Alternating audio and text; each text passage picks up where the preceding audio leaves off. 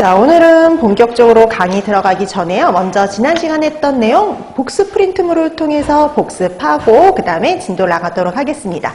자, 우리가 지난 시간에 했던 위생의 개요부터 해가지고요. 세균과 관련된 문제들, 관련된 복습 문제부터 확인할게요. 딱 18문제입니다.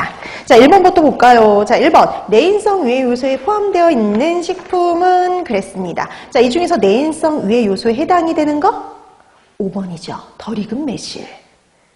그럼 1번에는 농약, 그 다음에 3번이 맥각이 혼입된 호밀, 이런 애들은 외부에서 온 거죠? 외인성입니다. 그 다음에 2번에 있는 가열 처리한 튀김, 유지, 숯불에 탄 돼지고기, 이런 애들은 유기성 유해 요인으로 분류되죠. 그러니까 이렇게 해서 시험 문제에 출제가 된 적도 있었어요. 자, 1번의 답 5번이 되겠고요. 그 다음에 2번. 식품의 외인성 유해 요소는 이랬네요. 이 중에서 외인성에 해당하는 거?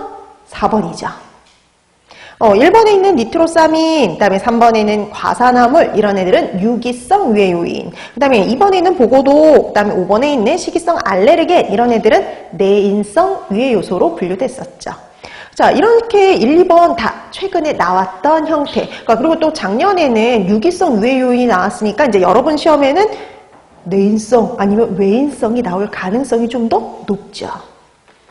자, 그 다음에 3번. 식품위생법에 근거한 식품위생의 범주에 해당하는 거. 우리 식품위생의 정의 있었죠. 그때 식품위생법에 보면 그 범위가 잘 나와 있었어요. 답은 5번이죠. 식품에 들어가는 첨가물, 기구, 용기, 포장까지가 대상이 됩니다. 그래서 3번의 답 5번이 되겠고요. 그 다음에 4번.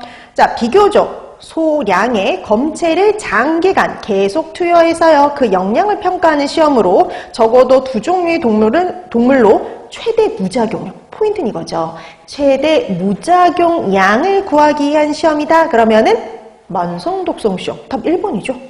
그래서 4번의 답 1번이 됩니다. 그 다음에 5번. 시험 물질의 독성을 반수치사량. 우리가 최대 무작용량 하면 만성 독성 시험이었듯이요. 반수치사량 LD50 하면은 급성 독성 시험이었습니다. 그래서 5번의 답 2번이 되죠. 자, 그 다음에 6번. 해썹의 7원칙 중에 5번째 원칙은 순서 나온다고 했죠. 그래서 순서 이런 형태로도 나올 수 있고요. 나열하라는 문제가 나올 수도 있는데요. 자, 6번은 5번째 원칙을 찾으라는 문제입니다. 이 중에서 5번째 원칙은 5번이죠. 그렇죠? 개선 조치 방법 수립 5번입니다. 자, 그래서 여러분들 항상 순서는 나열하실 수 있어야 돼요. 자, 그래서 6번에 답 5번이 되겠고요. 그 다음에 7번. 우리 유해 요소 나눴었죠. 생물학적, 화학적, 물리적. 그러니까 우리 화학적 유해 요소 찾으라는 문제만 최근에 2번 나왔단 말이죠. 자, 그럼 이번에는 생물학적 유해 요소를 찾아라. 요거예요. 자, 이 중에서 생물학적 유해 요소에 해당이 되는 거 2번에 있는 기생충이죠. 그래서 미생물들, 그리고 그 다음에 기생충, 이런 애들이 바로 생물학적 유해 요소로 분류가 됩니다. 그래서 7번의 답 2번이 되죠. 그 다음에 1번에 있는 보고도, 그 다음에 5번에 있는 살균 소독제, 얘네들 화학적 유해 요소들입니다. 화학적. 그 다음에 쥐사체라든지 머리카락, 이런 애들은요, 물리적 유해 요소였어요. 자, 그래서 이렇게 분류하는 연습해 두시면 됩니다. 자, 그래서 7번의 답 2번이 되겠고요. 그 다음에 8번. 다음 중 유전자 변형 농산물을 만드는 방법 찾아라. 단골 문제 중에 하나죠. 답은 3번. 그래서 이 유전자 변형과 관련된 문제 나오면 보통 이 문제가 나오는 가능성이 제일 높아요. 자, 그래서 8번의 답 3번이 되겠고요. 그 다음에 9번.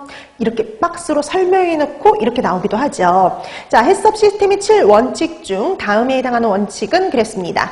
중요 관리점에서 설정된 한계 기준을 적절히 관리하고 있는지 여부를 확인하기 위해서 수행하는 일련의 계획된 관찰, 측정하는 행위.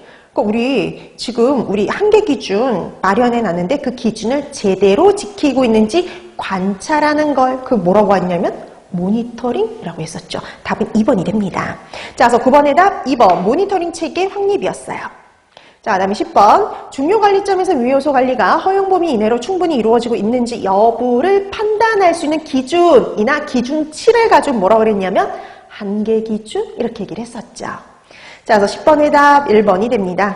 그 다음에 11번. 식품안전관리 인증기준 적용업체에서 모든 기록은요. 특별히 규정된 것을 제외하고는 최소한 몇 년은 보관을 해야 됐었냐면 2년이었죠.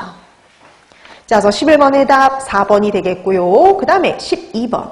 해썹 시스템의 7원칙을 적용하기 위한 사전 단계에 해당이 되는 거는, 자, 우리 7원칙 전에 사전 준비 단계에 해당하는 걸 찾아라 라는 문제죠. 그래서 사전 준비 단계에 해당하는 거 2번입니다. 그래서 12번의 답 2번이 되죠. 2번 빼고 나머지 1번, 3번, 4번, 5번은요, 다 7원칙에 해당이 됐었어요. 자, 그래서 7원칙하고 사전 준비 단계 구분하실 수 있어야죠. 그래서 12번의 답 2번이 되겠고요. 그 다음에 13번. 식품 안전관리 인증 기준 12단계 중에서 효과성과 실행 여부를 확인